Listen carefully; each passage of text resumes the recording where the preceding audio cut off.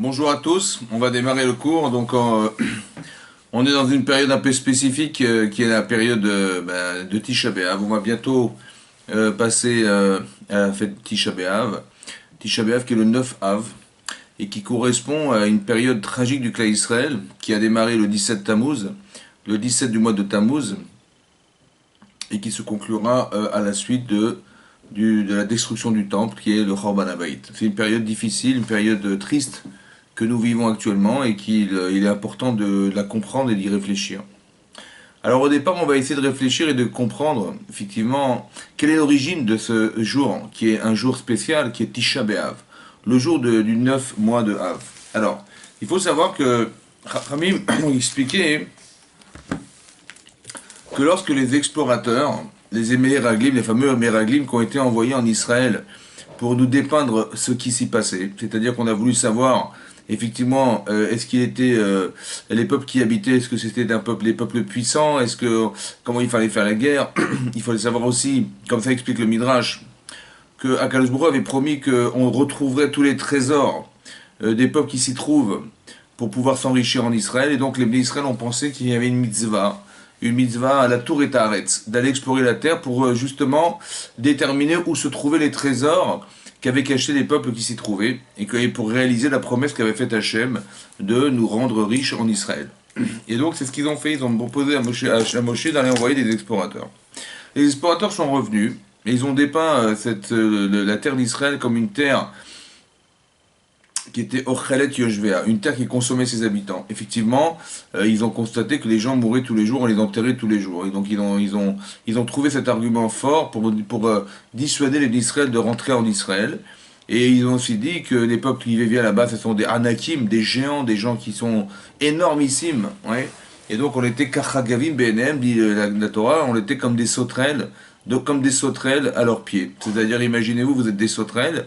D'accord. Et vous avez des êtres humains qui sont de votre taille actuelle devant des sauterelles. Imaginez-vous la taille que ça représente et imaginez-vous la peur qu'on peut avoir. Et l'image que ça renvoie, c'est de nous faire peur en fait. On voulait nous expliquer qu'il était impossible de rentrer en Israël. On ne peut pas se battre contre les géants.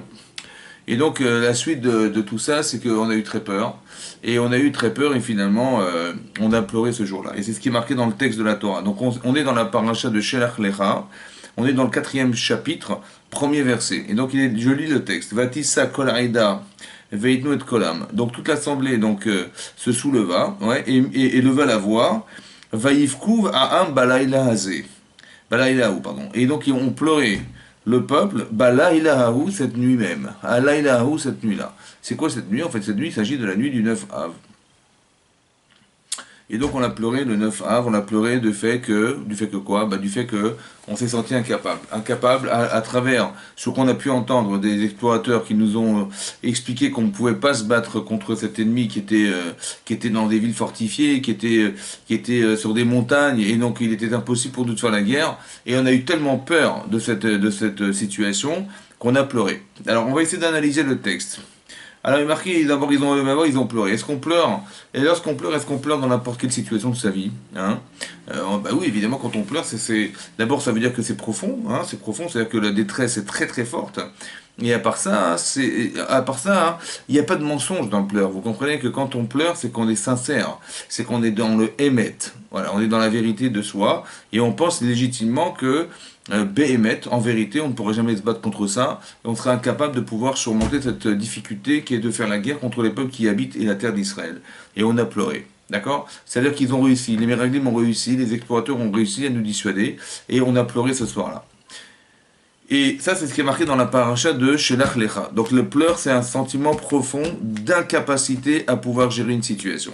Oui, c'est comme Chazé Shalom, quelqu'un qui pleurait, quelqu'un qui est décédé.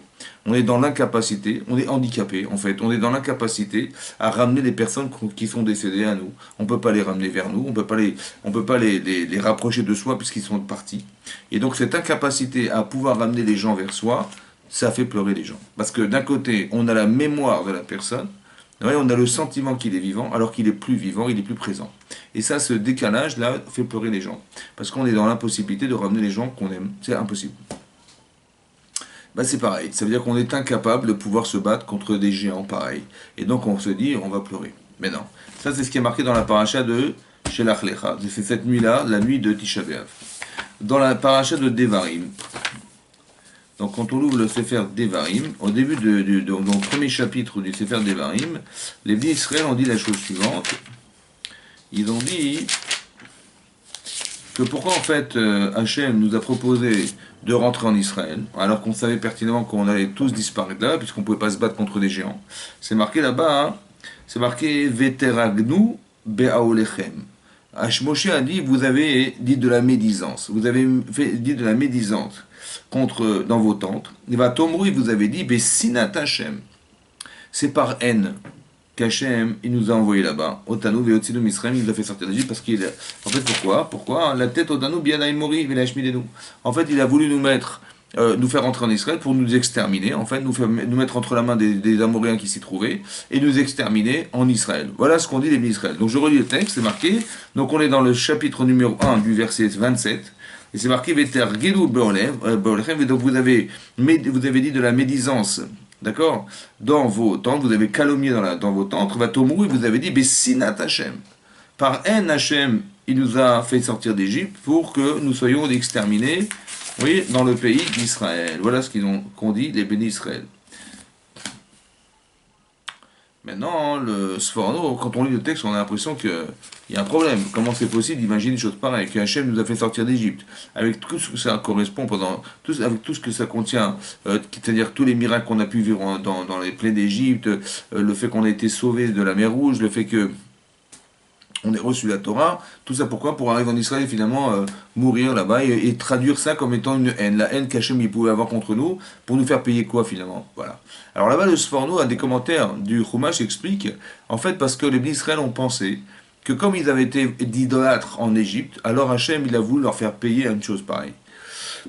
Donc en fait, quelque part, dit le Rav Dessler il expliquait que en fait les Bnei Israël ont fait échouva quelque part en disant ben voilà, on est en train de payer les fautes qu'on a dû faire en Égypte parce qu'on a été idolâtres, et Hachem nous dit ben voilà, vous étiez des idolâtres, donc je veux plus de vous, et donc il nous détruit en fait, il nous extermine, comme ça ils ont pensé à travers la teshuva. Alors ce qui est intéressant, hein, c'est la démarche. Alors écoutez-moi bien. La démarche. Ils ont pensé comment? Ils ont dit, ben, finalement, Hachem, il voulait qu'on meure. Voilà, il voulait qu'on meure, donc qu'est-ce qu'il a fait? Il nous a fait sortir d'Égypte, etc. Mais finalement, on a tellement fauté en Égypte que ça valait plus la peine de rentrer en Israël. Et donc, c'est ce sentiment-là qu'on a eu au moment même où on a pleuré le jour de Tisha B'Av. Alors, c'est intéressant d'y réfléchir parce que ça paraît pas très logique, en fin de compte. Parce que ça paraît peu probable qu'Hachem, il ait fait tout ça pour finalement on meurt en rentrant en Israël. Ça vous paraît cohérent, vous? D'un autre côté, comment on pourrait traduire une situation pareille? C'est vrai qu'on arrive là-bas et on est dans l'incapacité à pouvoir se battre contre des géants. Donc c'est perdu d'avance, vous comprenez? Qu'est-ce que fait le Yetzirah? En fait, c'est ça qu'il faut comprendre. En fait, le Yetzirah, il va toujours essayer, comme il a fait là, et comme il va toujours essayer de nous faire, à nous, ouais, c'est quoi? C'est-à-dire qu'on a un mauvais penchant dans le cœur, et en fait, on est souvent dans l'incapacité à gérer des situations parce que on culpabilise en permanence. Et souvent, vous allez voir, même dans les cours, je me rends compte que quand je pose une question à des gens, je leur dis, mais voilà, pourquoi Hachem il a fait ça? Il dit, Hachem il nous a punis. Bon, vous croyez qu'Hachem il a rien à faire que de nous punir toute la journée? Ça vous paraît cohérent, ça? Non, il faut arrêter de croire qu'Hachem c'est un bourreau, hein, et qu'il est là pour nous embêter et pour nous détruire parce qu'on fait des erreurs. Non, Hachem il nous aime plus que nos parents, d'accord? Donc il faut arrêter de dire n'importe quoi et de croire que Hachem il est là pour nous détruire. Et c'est ce qu'ils ont pensé en fait, ils ont culpabilisé en fait. Parce qu'il dit, mais comment tu veux traduire une situation pareille? On est perdu d'avance, évidemment. Qu'est-ce qui va faire la guerre contre des géants? C'est impossible. Alors, donc qu'est-ce que va faire l'Yetzirah, qui est dans le cœur de l'homme? Il lui fait dire, tu vois, t'es foutu. C'est-à-dire que, tu vois, Hachem, c'est-à-dire que dans la teshuva qu'on pourrait faire en pensant qu'on est là pour réparer nos erreurs, hein, parce que c'est ça qu'ils ont pensé, n'est-ce pas? Donc ils sont en train, dans un esprit de teshuva, explique leur il peut le Yetzirah, il peut nous manipuler dans une teshuva qu'on est en train de faire contre nous-mêmes. C'est-à-dire contre nous-mêmes, c'est-à-dire en nous disant, tu vois, ben voilà, tu es en train de payer les pots cassés de ce que tu as fait en Égypte. Ce qui est faux, hein. Vous avez compris ce qui est faux. Pour ça que c'est important de réfléchir. Voilà. Important de réfléchir et de comprendre. La Gemara dans Tani d'Afka Kaftet, elle dit là-bas, vous avez pleuré, Hachem a dit la chose suivante, vous avez pleuré Bechia Shel Chinam. Vous avez pleuré un pleur de chinam, de gratuit, de chinam, c'est-à-dire pour rien, quoi. Alors Ekvalachem, je fixerai pour vous, dit Akadosh Baruch Hu, Bechir les Dorot. Je fixerai pour vous des pleurs dans les générations à venir. Encore une fois, c'est marqué dans la Gemara dans Ta'anit Daf Kaftet. Vous avez pleuré un pleur ici de Chinam, gratuit. Alors je fixerai pour vous. Je fixerai pour vous des pleurs dans les générations à venir. Et on sait que le 9 Av est une date tragique. On sait que le premier temple a été détruit le 1er Av. Le deuxième temple a été détruit le 9 Av, pardon. Le 9 Av. Le deuxième temple, le 9 Av. Les Juifs d'exil ont été exilés d'Espagne le 9 Av. Les Juifs de Londres ont été aussi exilés, d'Angleterre ont été aussi exilés le 9 Av. On sait pertinemment que la première guerre a été déclenchée le 9 Av, etc., etc. Donc il y a beaucoup de situations historiques qui ramènent à l'idée qu'on a été touché profondément le 9 Av. Maintenant, pourquoi cette date est tragique? Alors on pourrait croire, comment ça va se traduire? Alors on va dire, on va le traduire comme ça en disant, vous avez pleuré pour rien, alors vous allez pleurer pour quelque chose. Hein, c'est ça comme ça qu'on va le traduire. Donc Hachem, il n'a rien à faire que de nous punir en nous disant, ah, t'as pleuré pour rien, là tu vas voir, tu vas pleurer pour quelque chose, je vais détruire le temple, je vais détruire... Hachem va se faire, je vais détruire le temple, tu vas pleurer pour quelque chose. En fait, c'est pas ça. Donc Hachem, on ne peut pas imaginer, Shalom, que Hachem, il est à ce niveau-là. D'accord, que tu as pleuré pour rien, alors je vais me venger, ou j'ai un peu de rancune vis-à-vis de ce que tu as fait contre moi, et donc je vais te faire pleurer pour quelque chose. Non. En fait, il faut comprendre ce qui est marqué. Donc c'est intéressant de comprendre, ça veut dire quoi? Vous avez pleuré pour rien. Hein, vous avez pleuré pour rien. En fait, l'idée c'est de quoi? De dire pour rien. Pour rien, ça veut dire que vous aurez dû avoir confiance en moi. Alors qu'est-ce que ça veut dire? On va le traduire autrement. Imaginez-vous, vous êtes sortis d'Égypte. Vous êtes les Hébreux de l'époque. C'est vous les Hébreux de l'époque.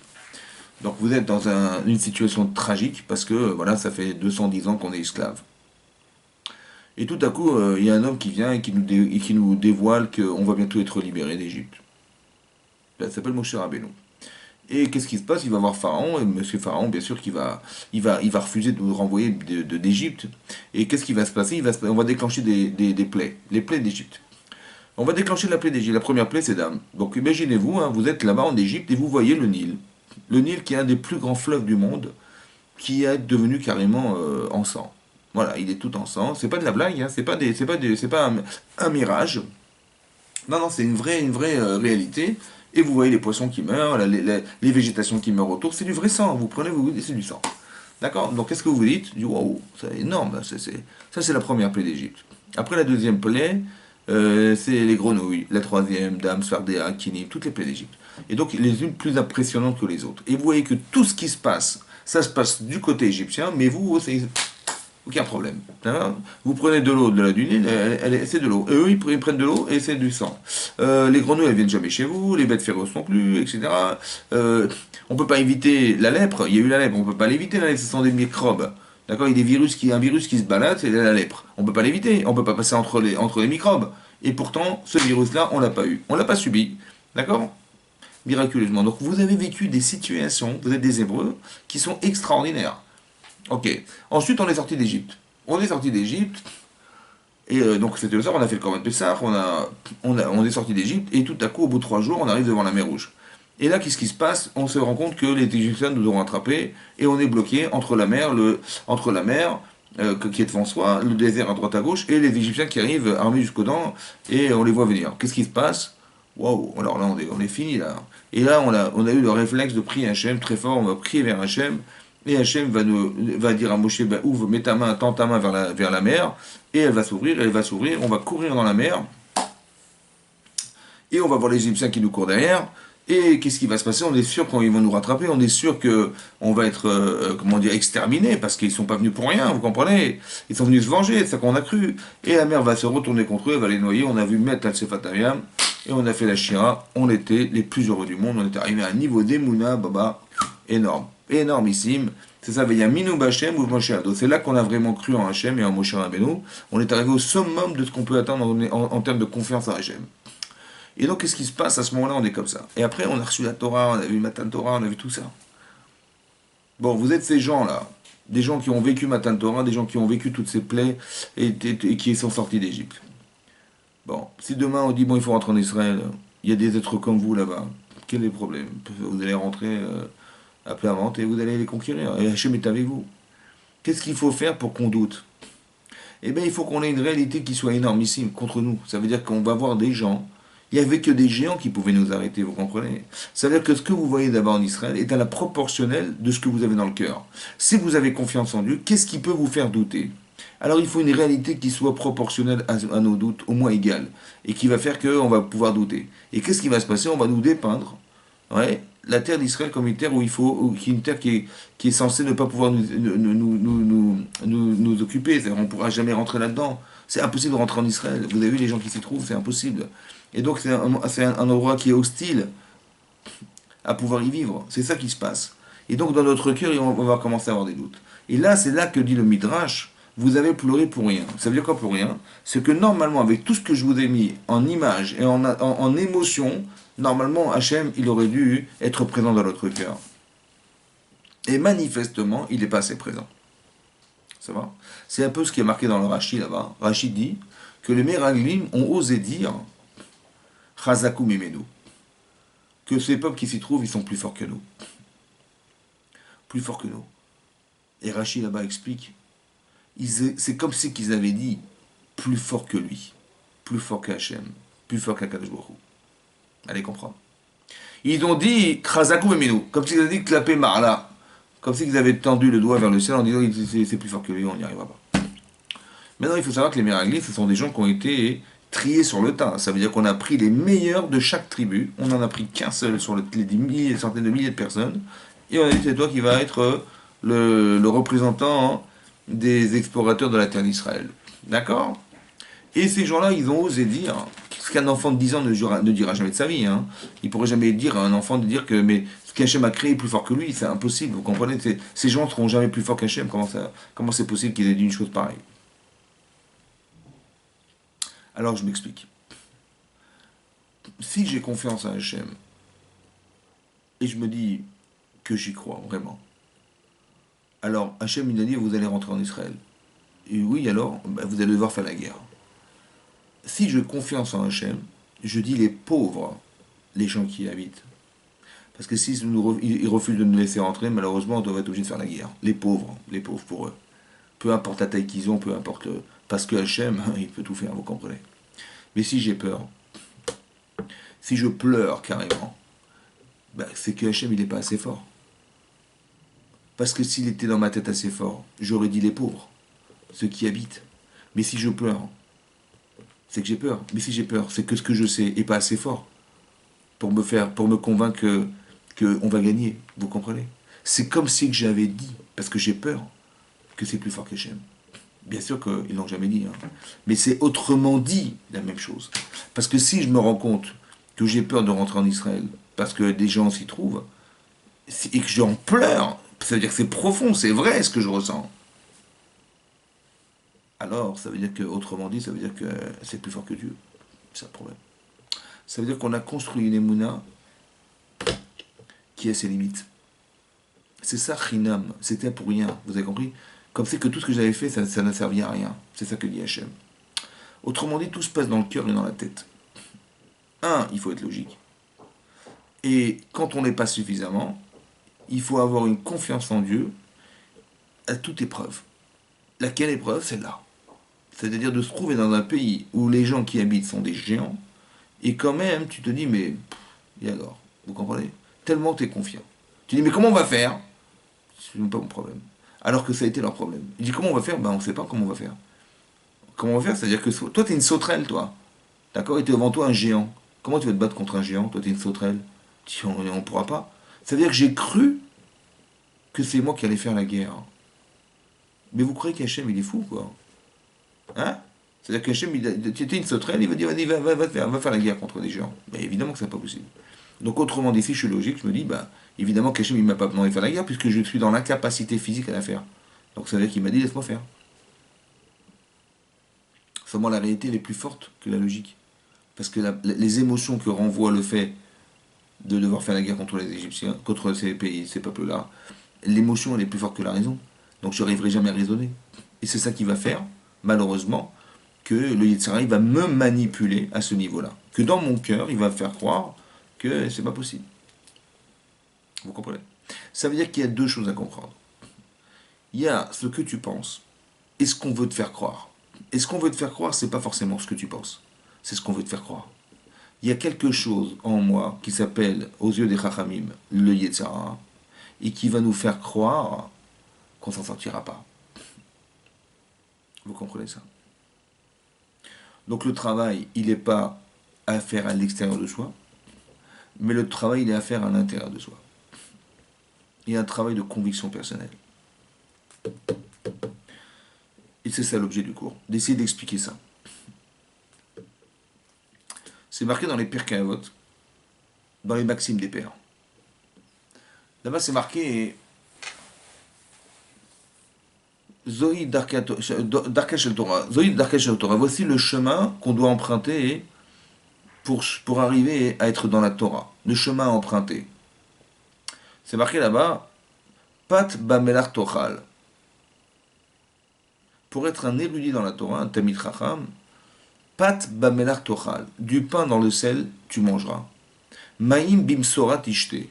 De l'eau dans une cruche, tu boiras. Alares Tishan.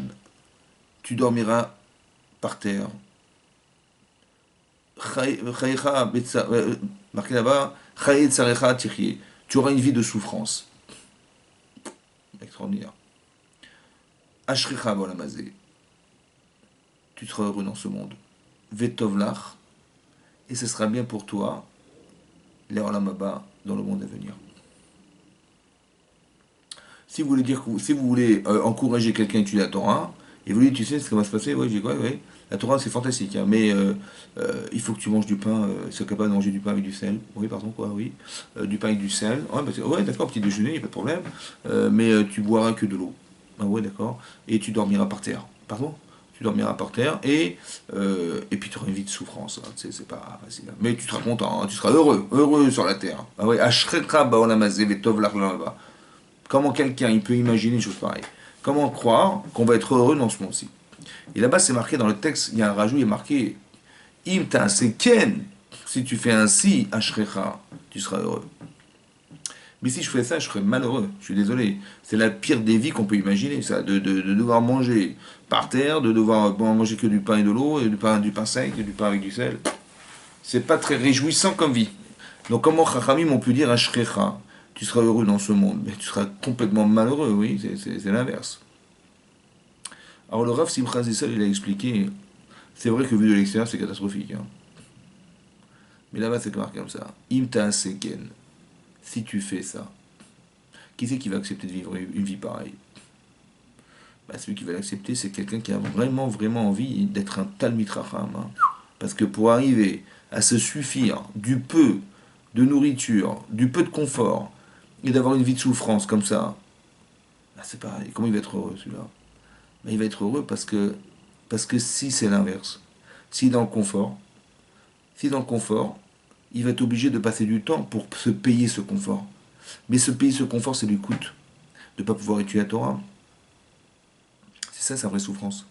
Ce que nous, on pense être une souffrance, parce qu'on va passer du temps à étudier la Torah, et on va se casser la tête, et il faut réviser, et il faut comprendre, et voilà, c'est pas facile, hein, c'est pas facile. Et en plus, il va vivre une vie précaire, c'est pas facile. Mais il est heureux. Il est heureux parce que c'est ce qu'il a choisi. Vous comprenez ça? Imta seken. Maintenant, pour y arriver, ça prend des années. Mais quelque part, on peut se conditionner à savoir que ce que tu vois de l'extérieur, tu dis, mais comment ils vivent comme ça, ces gens-là, c'est pas possible. Mais quand tu le vis de l'intérieur, tu le comprends. Si tu le fais, tu comprendras. C'est comme si que on va essayer de convaincre quelqu'un de faire Shabbat. Bon, il fait pas, comment dire, il ne respecte pas le Shabbat. Donc il fait pas, il respecte pas les mlachot, les travaux interdits, toutes les obligations qu'on a de il respecte rien du tout. Alors je lui dis, mais pourquoi tu fais pas Shabbat? Il dit, mais c'est quoi Shabbat? Qu'est-ce que vous faites Shabbat? Je dis, bah Shabbat, on mange la pkeina. Comment? On mange la dafina. La dafina. Oui, très bien. Et c'est bon, ouais, c'est bon, c'est trop bon. Ouais. Et on est à table. Attention, on est à table, on mange en famille, on chante, on dit des livrets Torah, on va à la synagogue. Oui, et après, bah après c'est tout quoi. Après, et tu peux sortir, tu peux porter, tu peux prendre l'ascenseur, tu peux prendre ta voiture, bah non, tu peux rien faire. Pardon, tu peux rien faire. Ah bon, d'accord. Ah bah laisse tomber, ça m'intéresse pas. Ça m'intéresse pas. C'est vrai que de l'extérieur, ça paraît catastrophique. Hein. Mais en vérité, ce qui est incroyable, c'est que quand tu fais Shabbat, c'est là que tu te rends compte, parce que tu pratiques Shabbat, c'est incompréhensible. Il y a comme une shrina qui se... il y a une présence divine qui t'attire. Et vous allez vous rendre compte que 75% des Baal et Tchouva, ils ont fait Teshuvah parce qu'ils ont été invités Shabbat. Et ils ont dit, c'était magnifique. Bah, elle va comprendre. Et je veux une femme comme lui, et comme elle, et je veux être un mari comme lui, je veux avoir des enfants comme lui, et il va faire Teshuvah. Vous avez compris? C'est incompréhensible. Il y a quelque chose qui ne peut pas s'expliquer si ce n'est que tu agis. Voilà. Il faut que tu le fasses. Et c'est que après tu l'aies fait, tu peux le comprendre. Mais avant, tu ne peux pas comprendre. C'est impossible. Théoriquement, c'est impossible. Mais il faut le vivre. Ah, si tu le vis, tu comprends. Maintenant, le Rav Dessler explique là-bas hein, qu'il y a des choses que tu peux construire dans ton cœur. Il y a même une manipulation que tu peux faire. Par exemple, si quelqu'un est en train d'étudier la Torah, et on lui dit, tu sais, il y a un film ce soir de folie qui passe à la télé. Bon, bah, le film, il va passer, tu vas le rater. Hein. Tu veux pas venir c'est pas grave, le cours Torah, tu rattraperas, c'est pas grave, tu referas demain. Bon, il y a deux façons de réagir. Soit la personne a dit, bah écoute, laisse tomber, pour moi la Torah c'est plus important qu'un film à la télé. Donc il y a pas de doute, il n'y a pas de problème.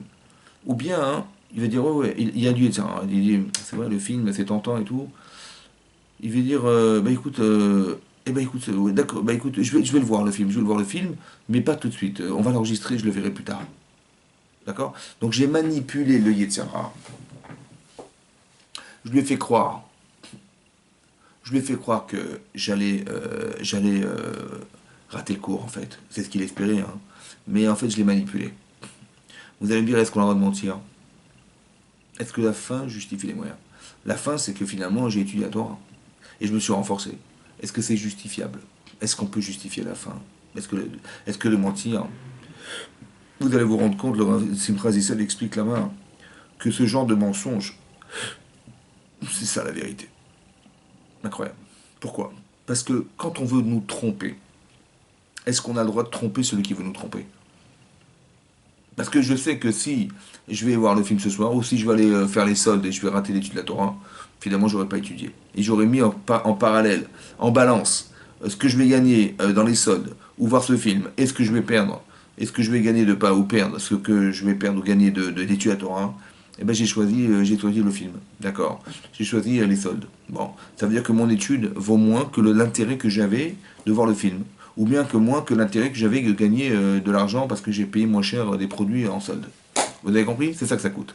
C'est ça que ça veut dire. Mais ça veut dire que soit on est cohérent, soit on l'est pas. Mais tu dis, mais je vais pas mentir quand même, que j'avais envie d'y aller. Je lui dis, mais c'est ça que tu comprends pas. C'est qu'on veut te faire croire, c'est ton Yetzerara qui a utilisé ta fragilité, ta faiblesse, parce qu'il sait que tu n'es pas très fort dans ce domaine, tu n'es pas convaincu, alors il va t'envoyer une épreuve qui va te faire réfléchir. D'accord? Et c'est là que tu vas décider si oui ou non. Et si tu doutes, bah, tu doutes, bah, tu vas dire, bah, finalement j'ai craqué, j'ai arrêté d'étudier. Ou bien tu vas dire, ouais, mais t'as raison, ouais, je vais le faire. Je vais le faire, mais pas tout de suite, tout à l'heure, tout à l'heure. Mais je vais y aller, hein, t'inquiète pas, je vais y aller. Mais à qui tu parles? Bah, tu parles à toi-même, en fait. Tu te parles à toi-même et tu dis, mais alors t'es fou. Je dis, non, je suis pas fou, simplement je vous explique. Il y a quelqu'un en moi qui a été créé par Akadosh Baruch Hu et qui est là juste pour me détourner du bon chemin. D'où on a su ça? Alors, le Rav Dessler, il ramène une preuve. Il dit, là-bas, c'est marqué dans le Midrash Rabbah, que lorsque Hachem a dit à Abraham Avinu, euh, tu vas prendre ton fils et tu vas le sacrifier. Je sais pas, imaginez-vous le choc que ça peut avoir sur Abraham Avinu. Quel choc. Ça veut dire que d'avoir un enfant, ça lui a pris 90 ans. Il va avoir 100 ans. Maintenant, il a pleuré pendant toutes ces années pour avoir cet enfant. Il a eu cet enfant, par miracle. Sa femme, elle avait 90 ans, il avait 100 ans, lui. Ouais. Et il a eu un enfant. Sa femme, 90 ans, elle a eu un enfant. C'est miraculeux. Bon. Et il a éduqué cet enfant, et il a fait tout ce qu'il fallait. Et au bout de 37 ans, Hachem lui dit, écoute mon chéri, ton fils là que tu as éduqué, hein, tu le prends et tu vas le mettre en holocauste sur un hôtel. Pardon? Oui, oui, en holocauste sur un hôtel. Bon, un type normal, il se suicide direct, quoi. C'est insupportable. Comment on peut supporter un truc pareil? Une chose pareille, comment c'est possible? Il dit le Midrash Rabbah hein, que le Satan, il est venu, il lui dit, mais où tu vas?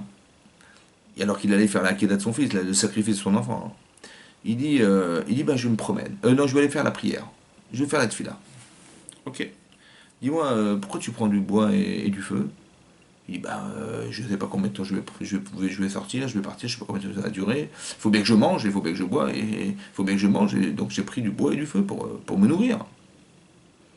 Il dit, mais tu crois que j'étais pas là quand Hachem il t'a dit, va sacrifier ton fils? Bon. Là-bas, le Rav Dessler, il pose la question, il dit, mais je comprends pas, mais le Satan, c'est ce qui est dans le cœur de l'homme. Et donc les questions qu'on se pose, c'est la question du Satan. Donc ça veut dire, autrement dit, qu'est-ce que dit Abraham? Il dit, il est en train de se mentir à lui-même, en se disant, je ne vais pas sacrifier mon fils, hein, c'est ça, hein, mais je vais partir me balader, ou je vais faire la prière. Et donc il faut bien que je mange. Il se parle lui-même en se disant des choses qui sont des mensonges, parce qu'il sait pertinemment, n'est-ce pas, qu'il va faire la quête de son fils. Qu'est-ce qu'on apprend de là? On apprend de là qu'on a le droit de se mentir. Ça fait partie de la Vodat Hashem, de se mentir, pour ne pas tomber dans le piège de celui qui veut nous mentir. Bien compris? Ça veut dire que le Hémet, c'est quand. Ça peut être aussi ça. La vérité, c'est pas forcément d'être en vérité frontale avec ce qu'on pense être juste. Mais des fois, hein, de tromper ce qui est faux, c'est aussi une vérité. Parce que je sais qu'au fond, j'aurais été dans le vrai si je fais la volonté d'Hachem. C'est ce que pense Abraham. Et de Sarah, il est trompeur, parce que la réalité, elle est exactement l'inverse de ce que je pense. Vous avez compris ce qui se passe? Par exemple, Abraham Avinu, il va faire la Kedat d'Israël, d'accord? Il va faire le sacrifice d'Israël. Et lorsqu'il redescend, après avoir fait cette misva qu'il amène à une émouna de fou furieux, et grâce à lui, on a eu Rosh Hashanah, il descend, et qu'est-ce qu'il apprend? Il apprend que sa femme est morte. Pourquoi elle est morte? Bah parce que quand elle a su que Abraham il allait sacrifier son enfant, elle n'a pas supporté crise cardiaque. Maintenant, c'est marqué dans la Torah, dans Parashat Sarah, il spot les Sarah, il a fait l'horizon funèbre de sa femme, Veliv Kota, et il l'a pleuré, sa femme. Mais si vous lisez et vous regardez dans le texte de la Torah, vous allez voir que Liv Kota, le mot Liv Kota, il l'a pleuré, il est écrit avec un tout petit kaf. Pas le kaf de la sécurité sociale, la kaf de la question familiale, mais la kaf, c'est une lettre en hébreu qui est toute petite. D'accord? Pourquoi elle est petite? Pour dire qu'il a pleuré un peu. Il a pleuré sa femme, c'est sûr. Mais pas au point de regretter ce qu'il avait fait. Ça veut dire, le Yitzhara, il va s'acharner pour nous empêcher de faire les mitzvot. Et lorsqu'on a fait les mitzvot, le Yitzhara, il va s'acharner pour nous les faire regretter. Donc qu'est-ce qui va se passer? Qu'est-ce qui peut faire regretter Abraham d'avoir fait cette mitzvah de la Akedat Yisraël? Ce qui peut le faire regretter, c'est de perdre sa femme.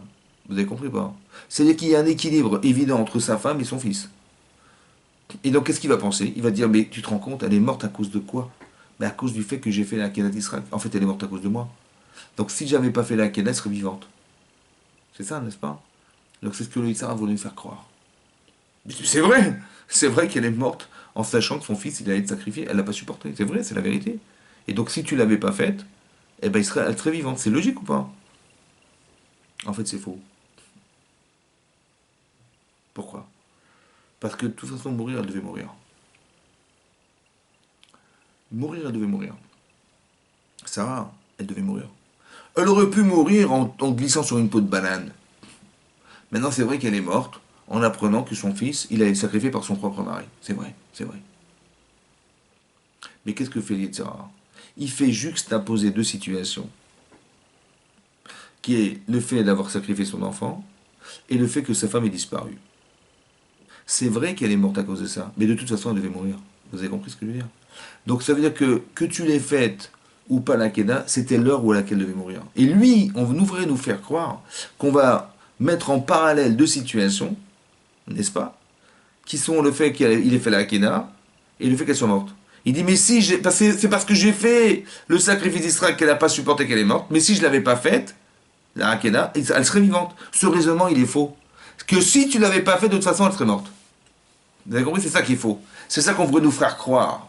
Il y a une forme de manipulation derrière. Mais tu dis, mais je suis pas fou. J'ai bien vu on m'a bien dit qu'elle est morte à cause du fait que j'ai sacrifié mon fils. Je dis, mais de toute façon, tu le sacrifies ou pas, elle serait morte. C'est ça qui est faux. Vous comprenez ou pas? C'est pas toi qui as entraîné. Et je vais vous dire pourquoi c'est logique. Parce qu'Abraham, il a fait une mitzvah ou il a fait une avéra? Il a fait une mitzvah. Est-ce que sa femme, elle va mourir d'une mitzvah? C'est possible ça? Non. Vous avez compris pourquoi? Vous avez compris que c'est faux.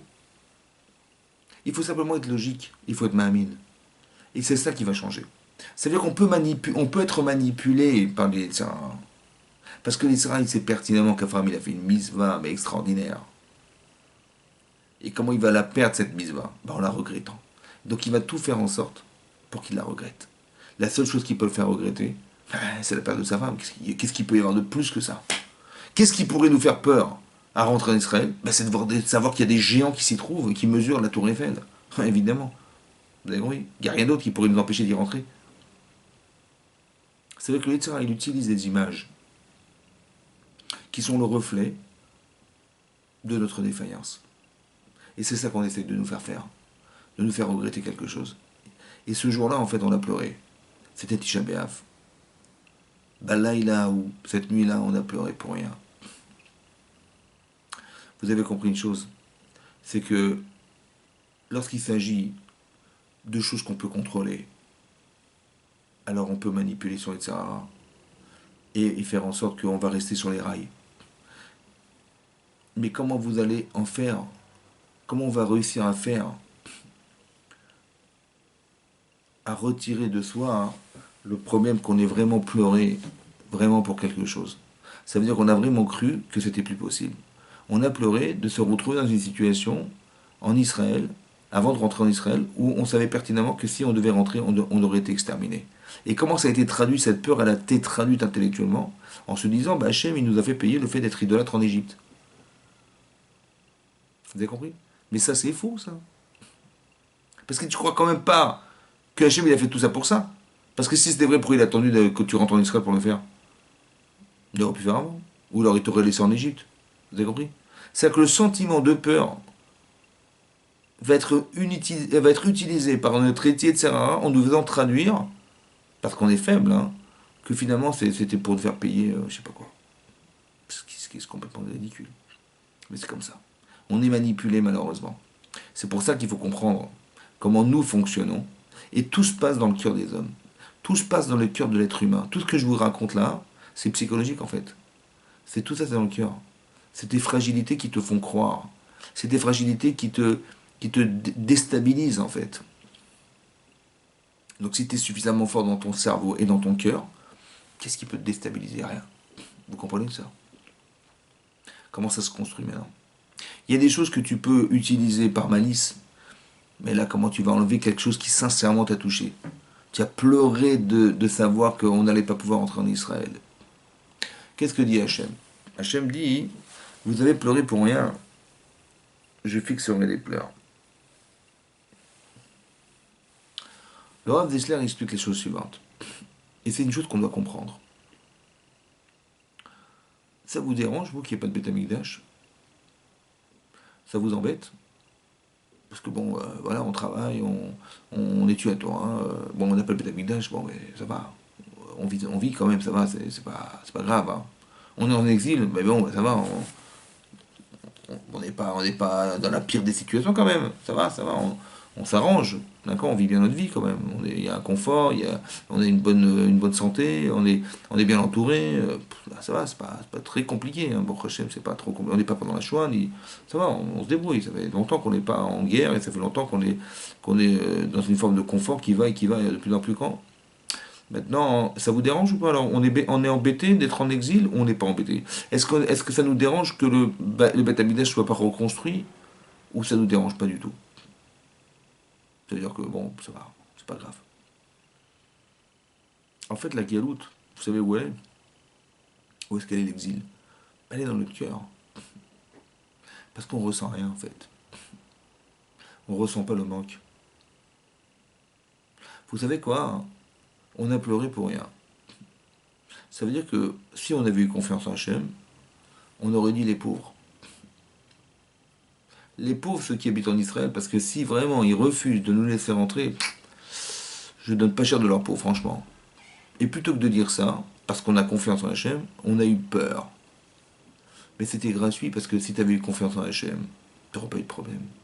C'est le manque de présence divine qui va engendrer la disparition du Israël dans le désert.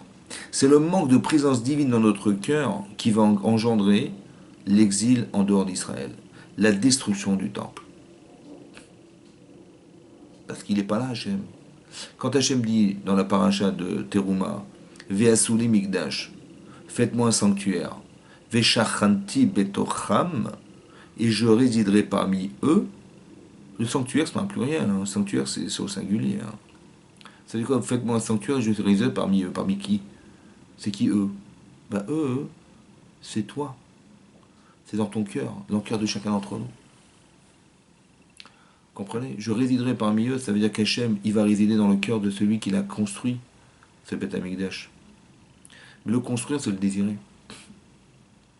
Parce que tu as envie. Parce que si tu n'as pas envie, quelque part, ben, c'est normal qu'il n'est pas là. Parce que tu n'en veux pas. Quand l'Agmara dit, Midrash dit, si on n'avait pas reconstruit le Beth Amikdash de notre époque, c'est comme si qu'on l'avait détruit. Ben, je dis, mais c'est normal. Parce que si tu ne le veux pas, ben, tu verras que il n'y a pas de lien avec Hachem. Donc comment tu voudrais que Hachem il puisse résider dans l'endroit où tu ne laisses pas d'espace dans ton cœur? C'est ça la destruction du temple. C'est ça l'exil. Vous comprenez? L'exil, c'est pas ce qu'on vit, en fait, c'est ce qu'on a provoqué. On croit que un jour, Nabuchodonosor, il a détruit le temple. On croit que c'est Titus, le gouverneur de l'armée romaine, qui a détruit le temple. Mais oui, c'est vrai que c'est lui, c'est vrai que c'est eux, c'est vrai. Mais l'Agma, elle dit pas ça. Elle dit l'Agma, hein, c'est à cause de la Avodazara, c'est marrant, hein, à cause de l'idolâtrie, à cause de Shfichut Damim, le meurtre, à cause de la rayot, la débauche, que le temple a été détruit. Et le deuxième, la sinatrinam, la haine gratuite. Mais j'ai pas compris. Mais qu'est-ce que ça a à voir avec le fait que les Romains, ils nous aient envahis et détruit le temple? En quoi ça a engendré ça?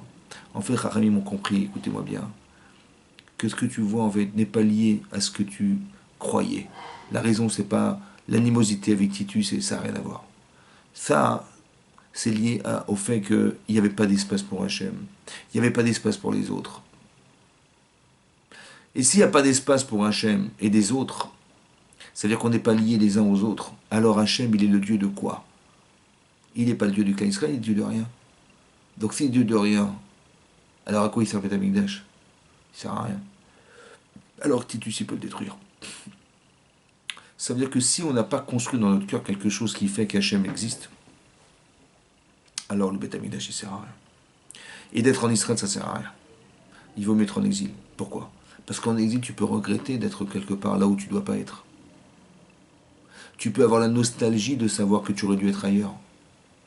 Et ce désir-là, il doit être suffisamment fort pour que tu en pleures. Vous avez compris? Ça veut dire que si tu ne pleures pas le Chorban Abaït, si tu ne pleures pas la destruction du temple, ça veut dire peut-être quelque part que ça ne te dérange pas.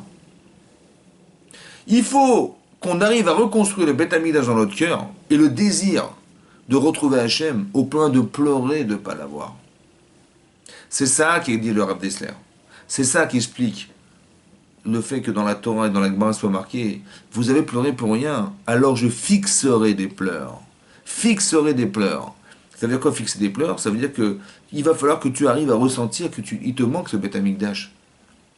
Et tu vas voir que dans l'histoire, ça va se répéter. Et si tu es indifférent à cette destruction, ben c'est qu'en vérité, tu l'as détruit. Puisque tu n'as pas cette sensibilité. Tu ne l'as pas construit dans ton cœur. Alors comment tu peux le regretter et comment tu peux arriver à le vouloir parce que ce désir n'existe pas. L'exil, c'est ça l'exil. Vous avez compris? L'exil, ça veut dire que si tu n'es pas dérangé là où tu te trouves, si tu n'avais pas envie de te sortir d'une situation pareille, alors c'est quelque part, dans ton cœur, il manque quelque chose. Cette étincelle en fait qu'on a, vous savez, il y a ce qu'on appelle le moi, et il y a l'étincelle divine qui est en nous. C'est marqué Lo me'astim velo ge'altim lachalotam. Hachem ne sera jamais dégoûté de nous détruire. Chas v'shalom. Pourquoi? Parce que dans chacun d'entre nous, il y a quelque chose de juif très profond. Le travail du Yetzer Hara et le travail de la Avera, en fait. Parce que quand on fait des Averot, qu'est-ce qu'on fait? En fait, on n'a pas envie d'être religieux, parce que d'être religieux, ça nous empêche de faire ce qu'on a envie. D'accord? Et nous, on croit qu'on est privé dans nos vies de... Alors qu'en vérité, si Hachem a dit que c'est interdit, ça ne veut pas dire que c'est simplement grave. C'est que ça n'a pas d'avenir. C'est-à-dire que tu vas rater ta vie si tu continues comme ça. D'accord? Tu ne peux pas vivre dans la vera parce que c'est quelque chose qui ne t'apportera jamais d'équilibre. Sur le court terme, tu vas gagner, hein, mais sur le long terme, c'est catastrophique. C'est pour ça qu'Hachem il a dit que c'est assourd. Assourd, ça veut dire que c'est interdit. Ça veut dire aussi qu'on est attaché. Assour en hébreu, ça veut dire être attaché. Quand on dit matir assourim, qu'Hachem il libère les prisonniers, matir ça veut dire permettre et matir ça veut dire libérer. Assour ça veut dire interdit, ça veut dire aussi attaché. On est attaché à un interdit. Et cet attachement à l'interdit, malheureusement, nous fait penser que c'est à cause de la Torah que je ne peux pas me libérer de tout ça. Alors je vais risquer de renier la Torah. Je vais renier Hachem.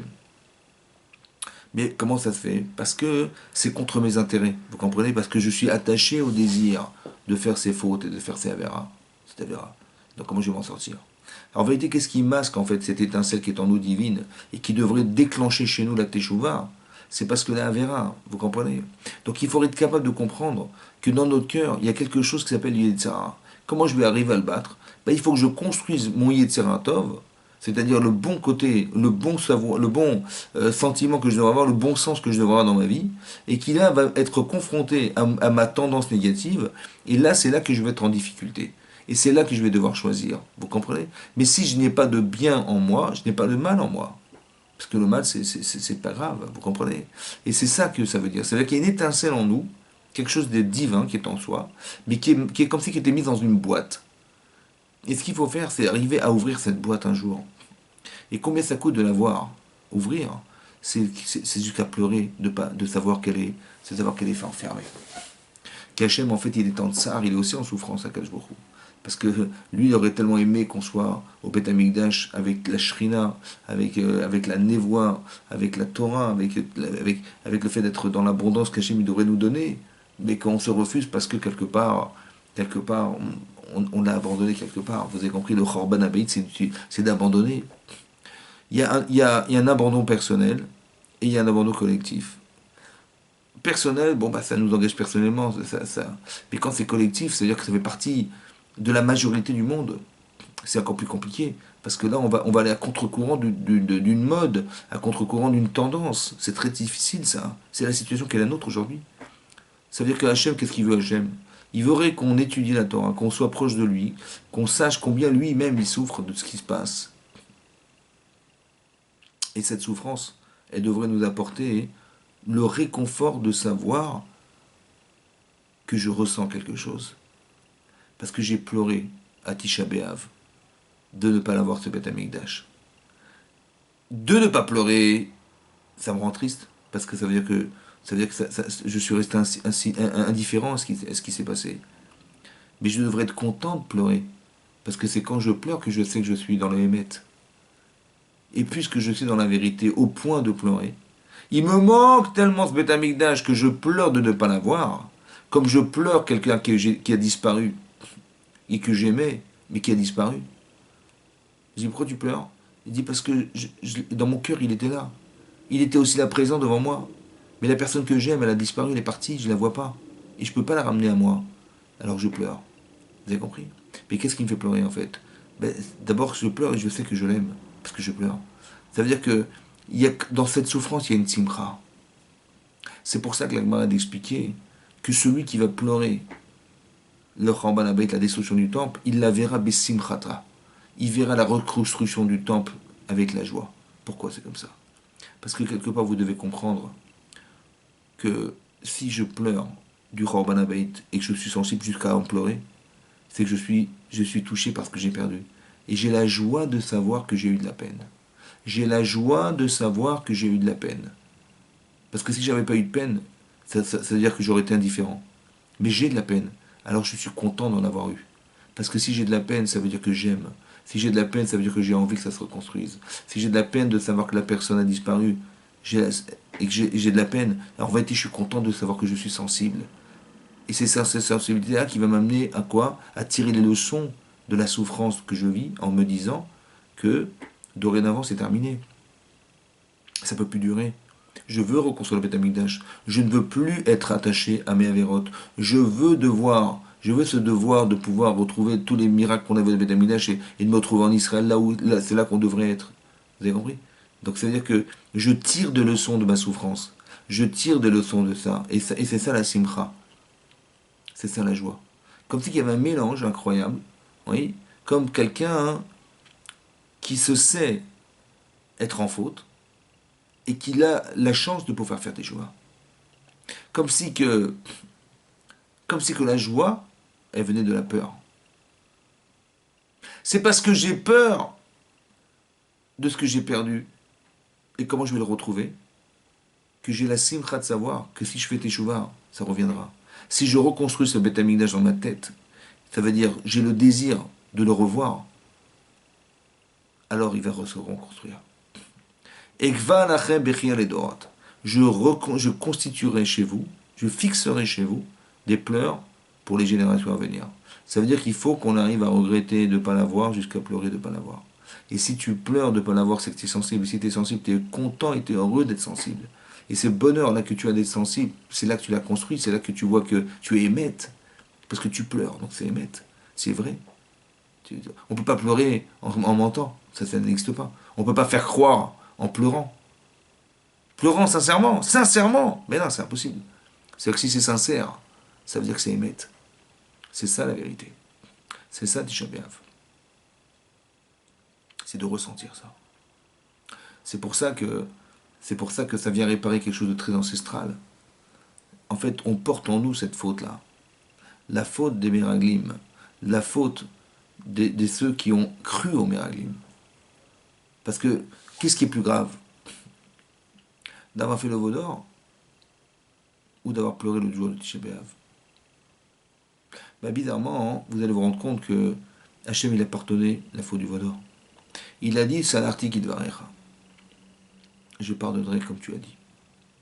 Mais les gens qui ont vécu à l'époque dans le désert, après qu'ils aient pleuré le jour de Tisha B'Av, toute cette génération, elle est morte et a disparu dans le désert. Et tous les Tisha B'Av, ils faisaient des trous et ils s'enterraient dedans. Ceux qui restaient dans le trou, ils mouraient. Et ceux qui ne mouraient pas, eh ben, ils attendaient Tisha B'Av après. Et jusqu'à quand? Jusqu'à ce que toute la génération qui a vécu à l'époque de 20 à 60 ans, 60 ans, de 20 à 60 ans, ceux qui avaient 20 ans, ils ont attendu 40 ans, et ceux qui avaient 60 ans, ben, l'année d'après, ils étaient déjà décédés. Vous avez compris? Ça veut dire qu'en fait, il s'est passé quelque chose d'extraordinaire. Que cette génération, elle a disparu. C'est leurs enfants qui sont rentrés en Israël. Pourquoi? Ben, ça veut dire que c'était pire pour Hachem. Pire. C'est-à-dire d'avoir été trompé, entre guillemets, par un veau d'or, c'était moins grave que d'avoir cru que tout ce qu'Hachem avait fait, ça ne servait à rien. Vous avez compris ça? C'est-à-dire que tout est dans le cœur. Il faut tout construire dans son cœur. Il faut ressentir les choses. Il faut être émotionnellement touché. Et c'est ça qui... On ne peut pas pleurer intellectuellement. Donc, il ne suffit pas de savoir. Vous avez compris? Il faut ressentir le bonheur qu'on aurait pu avoir d'avoir le Beth Amikdash. Que quand on a fait des fautes, on peut les expier parce qu'on verra des miracles dans le Beth Amikdash. Que Hachem, il réside là où on lui met sa place. C'est au Beth Amikdash. Et le Beth Amikdash, il est dans notre cœur. C'est comme ça. Tu l'as envie, t'as envie, tu le désires, il te manque. Bah, s'il te manque, bah, combien ça te manque? Bah, tu dis, bah, c'est vrai, ça aurait été mieux, c'est vrai. Ou bien, non, non, tu dois pleurer de ne pas l'avoir. C'est ça qui est marqué dans le Midrash. Et c'est pour ça que si on est capable de le ressentir aussi fort, alors effectivement, Hachem, il pourra le reconstruire. Comme si qu'il fallait que le Beth Amikdash, il descende du ciel pour qu'on puisse le reconstituer physiquement sur la terre. Mais le faire descendre du ciel, c'est que toi, tu vas le faire descendre du ciel. C'est dans ta tête que ça se passe. C'est toi qui fais descendre le Beth Amikdash du ciel. Est-ce que tu le veux vraiment? Est-ce que tu le veux vraiment? Et si tu le veux vraiment sincèrement, au point de pleurer de ne pas l'avoir, alors à ce moment-là, Hachem, il te dira, vas-y, construis-le. Et là, le Mashiach viendra. Mais tant que tu ne le veux pas, alors on va recommencer, c'est pas grave, jusqu'à ce que tu veuilles. D'accord? Et c'est ça, jusqu'à ce qu'on puisse vouloir que Hachem y réside. Mais pour ça, il faut deux choses. Il faut aimer Hachem. Et aussi, il faut savoir qu'Hachem est en souffrance. Vous savez, c'est marqué dans Rashi, là-bas, dans la paracha de Yitro, que lorsqu'Hachem a dit à Moshe Rabbeinu, va libérer les d'Israël, il a dit ça hein, sur un buisson ardent. Et Rachid expliquait pourquoi un buisson. Pourquoi un buisson ardent? Il dit pourquoi cet arbre? Parce qu'un buisson, il y a des épines. Et le feu, c'était Hachem. Hachem, il s'assoit sur des épines. Aimo Anori Betsara. Il a dit, avec lui, je suis en souffrance. C'est-à-dire qu'on apprend de là que si Hachem il s'assoit sur des épines, entre guillemets, ça veut dire qu'il souffre de voir que le peuple d'Israël souffre. Seulement, est-ce qu'on le ressent, nous? Est-ce qu'on a envie qu'Hachem soit heureux aussi? Alors ça dépend de chacun d'entre nous. Que lorsqu'autour de vous, vous voyez des gens qui ne sont pas dans la Torah, ça devrait nous déranger. Pourquoi? Vous savez pourquoi? Pas pour nous en fait. Parce qu'Hachem, il est triste de voir ça. De voir que son peuple, il n'est pas en adéquation avec ce que lui aurait espéré. C'est comme si, Chas v'Shalom, vous avez des enfants, vous-même, mais vos enfants ne se parlent pas. Ouais, ils se chamaillent tout le temps. Ils se disputent les choses. Voilà. Est-ce que vous êtes fiers d'avoir des enfants comme ça? Est-ce que vous êtes une famille? Non. Alors c'est pareil pour Hachem. Il faudrait que, en son honneur, pour glorifier son honneur, on puisse le replacer là où il doit être, en tant que père en fait. Et là malheureusement, il voit que sa famille, elle est éparpillée, ouais, elle est assimilée.